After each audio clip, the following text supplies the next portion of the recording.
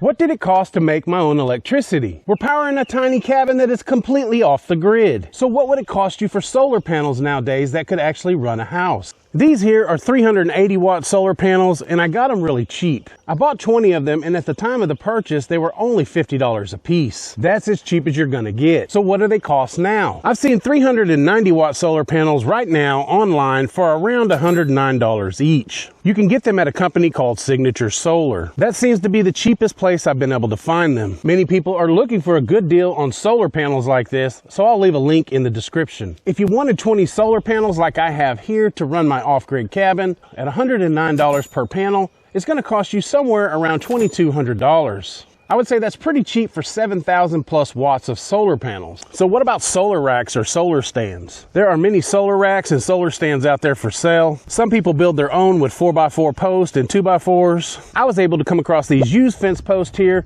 I cut them down to size and then just screwed them together with self-tapping screws. It was that simple. I just mounted the panels to the poles here with what they call plumber's tape or just a metal strap. Now this is how I did this off the grid, where there's no codes, there's no permits or anything like that. So yeah, in my case, my poles were free and I just had to buy a couple boxes of self-tapping screws and some plumber's tape. Depending on where you're at, there may be local codes or rules that you'll have to follow. You'll need to check into that. But if you're in the country like I am, you're not going to have any issues. I just took the wiring and ran it straight down into the ground. This is a direct burial wire that I bought, so I just buried it under the ground here. Some of you may choose to put it in conduit. I basically hooked all of the solar panels together here in series, and then I ran the positive wire and the negative wire under the ground here all the way to the shed. Since there was 2 sets of 10 solar panels wired together, I have 4 wires actually coming into the inverter. That was some pretty thick 10 gauge wiring that I used, and it cost me around 250 bucks. So let's go inside the shed here and we'll price the inverter and the batteries. Okay, here we are. It's a 30 kilowatt system, or what they consider a 30 kilowatt hour system. This is 6 100 amp hour batteries made by Vatcher. Some people call it Vatier. Each one of these batteries are running around $799 if you get the ones without communications like I have. It just makes it really simple for a simple system like this. So as your solar wire comes in, you want to make sure that you have a breaker here to cut the solar power. If you don't want to use these breakers like this to cut the power, then you can use a combiner box, and I've used those in the past and they work fine. Speaking of combining things in a box, this thing right here is my combiner box. And I run both of these EG4 inverters parallel, and I tie them together inside of this box. All of the electrical inputs and outputs from each side goes into this box and they tie together. The electric then comes out of the box and goes to the house. So what about the inverters? They're about $700 each, and you don't have to have 2 inverters, or you don't have to start out with 2 inverters. You can do like I did and just start out with 1, and if you end up needing more in the future, then just buy another one. You can parallel many of these together, or if you can judge on how much power you need in the beginning, you can just buy a single inverter that's big enough from the start. So I'll show you what's amazing here. Let's take a look at the wattage coming in. So 1800 watts there and 1700 watts on this one. So when you add that up, we're about somewhere around 3600 watts coming in, and it's only about 9 o'clock in the morning. So that's pretty good. But here's the even better thing. When you look at the state of charge on the batteries, I'm at 95% here. Let's see here. 95, 94, 95. So they're all around 95%. So since the sun went down yesterday, we ran everything in the house off of just the batteries here. This morning, the batteries were somewhere in the 85% range, and that's a very good number to have when you wake up in the morning. Being only 15% discharged, it takes no time for these batteries to be topped off before 9 or 10 o'clock in the morning. That's the type of system you want to build. You want to have more power than you need, instead of not enough when you need it. Now, depending on how much power you use at your house is going to depend on how many batteries you need and how powerful your inverter needs to be.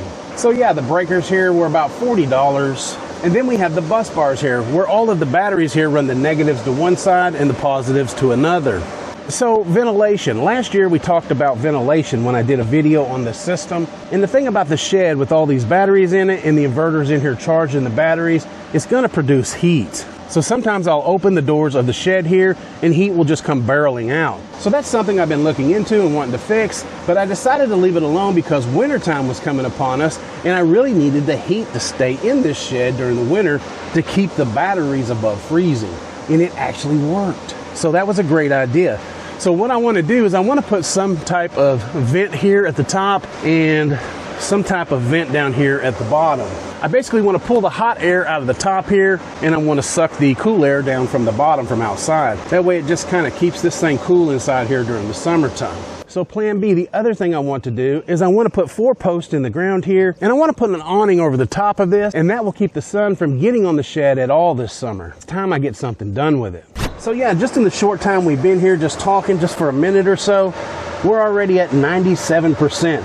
So it doesn't take long when you're pulling in that much power to charge these batteries. So yeah, this one here shows 1900 watts, and this one here shows 1800 watts. Almost 1900, 1840 and 1950. And what you're seeing there is one set of panels pushing 1900 and the other set of panels pushing 1850. So yeah, the shed here was only about 300 bucks at Home Depot. Now I haven't been able to find this same shed at Home Depot, but I have looked online and I was able to find some that are similar like it. This one is actually made by Rubbermaid, and it has a number here that says 1V39-1. I don't know if that makes any difference or will help you find it, but so many people have asked where I purchased this shed from. So out here in the back, I have my wiring coming out here, and it's a direct burial wire. Now what we have here is the generator wire. This wire comes out here, it goes directly to the inverters, and all I have to do is start a generator up and plug this into the generator whenever the batteries are too low and we don't have enough sun. But that hasn't happened yet. Not in over a year and a half. I haven't had to use a generator at all. The system has been super powerful and doing a very good job of powering the cabin. This overall has turned out to be a very good setup. And the products that I used here actually have tested out to be good. The Vactor batteries here are top notch on their quality build. And everyone knows that the EG4 inverters are almost unmatched when it comes to quality and customer service. Now when it comes to some of the prices of EG4 products, they can be a bit high. And so some people are choosing to buy other Chinese brands that are much cheaper that do about the same job. On my other house, I'm using a SunGold 6500 watt inverter, and I've tested many different batteries on that inverter. Most of them are Chinese made batteries, and most of them have been fairly decent.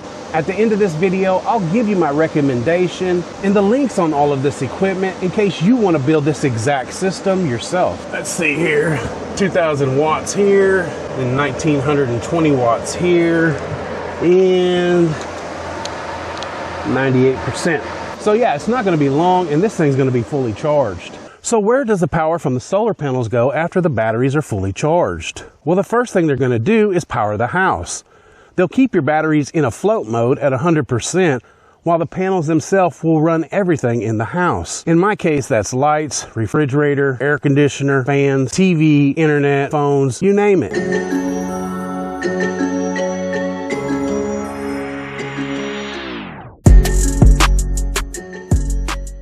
So this is a beautiful system here, but what's the total? Okay, so around $2,200 for these 20 panels. And if you wanted to start with only 10 panels, it only costs you close to about $1,200 bucks. About $250 for the underground wiring, $40 for the breakers, $30 for each T-class fuse, $70 bucks for the bus bars, $800 a piece for the Vactor batteries, around $700 a piece for each inverter. And like I said, you could run just one inverter if you wanted to start with and see how that fares.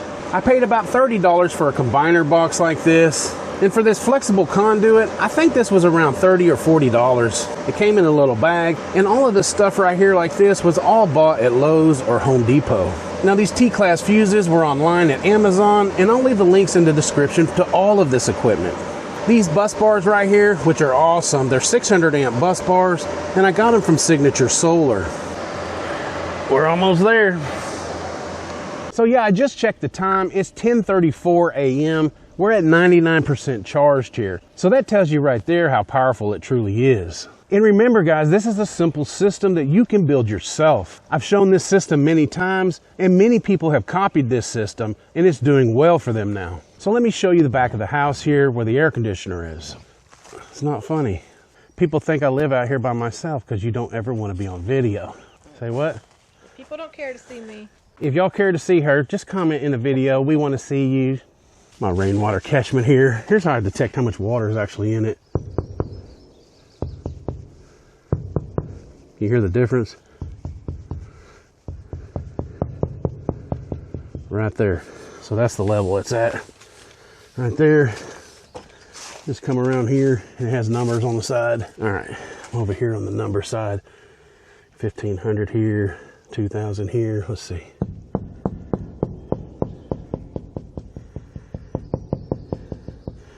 Right here. So yeah, we're sitting somewhere around, let's see, 15, 16, 17, 18, 19, 20. So yeah, we're sitting somewhere right around 1900 gallons in here right now. So yeah, here again, around 250 feet from the battery shed, here's our direct burial wire coming out of the ground, going into the house and into the breaker box. Now guys, I know this stuff ain't up to code everywhere. I understand that. And I can make it better, and I still will here in the near future. I'm gonna be raising the house up, so I'm gonna be undoing the wire there, and I'm gonna go ahead and put conduit down into the ground to protect it better. So here's a little cheap 8,000 BTU air conditioner that we're using to cool the entire cabin. Honestly, it really does well. But I got a surprise coming here really soon. I've ordered a 9,000 BTU mini split. We'll be installing that and doing a video on it here in the next couple of weeks. Although this window unit has done very well for the last few years, we're hoping overall that the mini split is going to do a much better job. We're hoping it's going to use much less electric, and it's going to cool and heat very well. So yeah, if this system interests you, I'll leave links in the description of this video to all of the equipment here that it took to build this system. I'll also leave the pricing above the links. So yeah, the exact cost of this system would be somewhere around $9,100. Now that's if you got this exact system. Now don't get me wrong, you could even start out with 2 batteries. That's what I originally started with, was 2. Then I went to 4, and then I went to 6. So yeah, a moderate system like that, let's say 10 solar panels, 2 of the Vatra batteries here, 1 inverter. Of course, you're going to need one of these T-class fuses. You'll need the breakers for the solar panels, and you'll need to get you some bus bars here. And that's going to run you around $3,600. And here they are now, all at 100%. Imagine 10 solar panels charging 2 batteries. It's going to be even faster of a recovery time. Like I said, it just all depends on what you need. And this doesn't have to be something that runs your entire house. This could be a great backup system. This could be a great system for when the grid goes down. This could also be a great system to use to lower your electric bill. Here, my system runs my entire off-grid cabin, and at my other house, it lowers my electric bill by half. I know a lot of people say, well, it's not worth it if it can't pay for itself within like 2 years. And most of the time, a system like this can pay for itself within 2 years, depending on where you live. Some people's electric bills are $500 a month. Okay, thanks for watching. I'll see you guys in the next one.